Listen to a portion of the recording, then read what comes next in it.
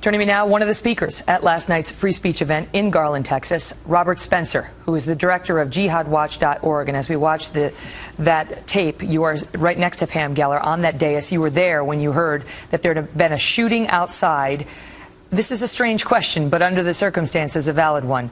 Was it unexpected or was it expected? It was sort of neither one or both. We were aware that this was something that a lot of Muslims would be wanting to kill over, and we wanted to protect the people who were inside. So we spent $10,000 on the Garland police, and the Garland police did excellent job. Oh my gosh, that one guy is a hero. $20,000 on private security. We had SWAT team there. We made extensive efforts to make sure that everybody would be safe in the event that something like this would happen. And it worked because the jihadis were not able to get in. They wanted to replicate the Charlie Hebdo jihad massacre. They were not able to do it. Were you scared?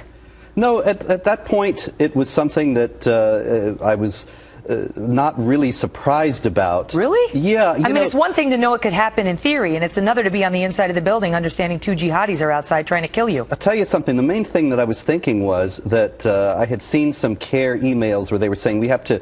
CARE, Council on American Islamic Relations. Exactly, the Hamas-linked Muslim Brotherhood front group, and they had said we have to make very careful, we have to be very sure to educate the community so that they don't react to this except in a mature manner. And I was just thinking, oh, they're being immature again.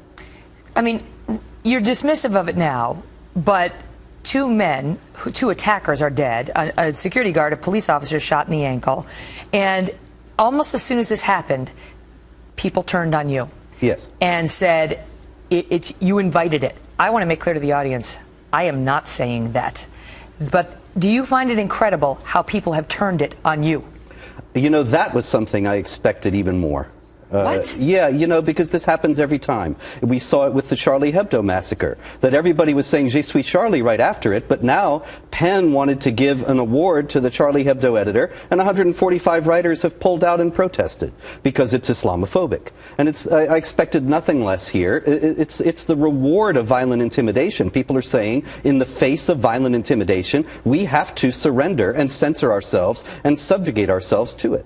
Even Charlie Hebdo has come out. Some of the folks from Charlie Hebdo have said, oh, we're nothing like them because we criticize all religions. You're sort of a hate group, in their opinion, directed at one religion. So they say, you know, not suggesting you're fair game, but it's incredible how virtually everyone has turned against your message, no matter what you think of the message. No matter what you think of the message. Are we not on very dangerous ground here where two assassins try to kill innocent people exercising their First Amendment rights? And the question the society is now asking is, well, what were they saying?